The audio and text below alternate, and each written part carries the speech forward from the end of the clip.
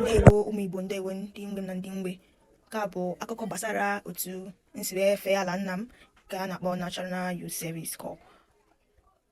Ịmagonu agụcha mahadum, ihe ọzọ na-atụ anya ya bụ ịga-efe ala nna n'ihi mkpa ọ dị inweta ya bụ akwụkwọ iji wee chọọ ọrụ.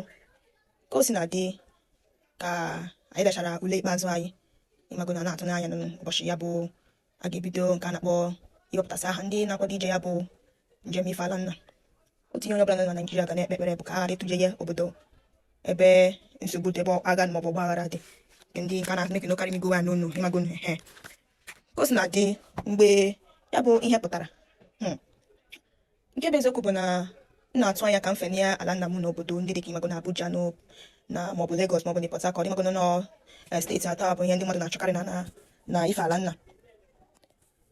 Ka ya bụ ụbọchị ruru m ahụ, ya bụ April 2024, mgbe nke a na-akpọ kọlọ pleta mgbe ọ pụtara Bayelsa. Nsị gịnị Bayelsa, ala mmiri.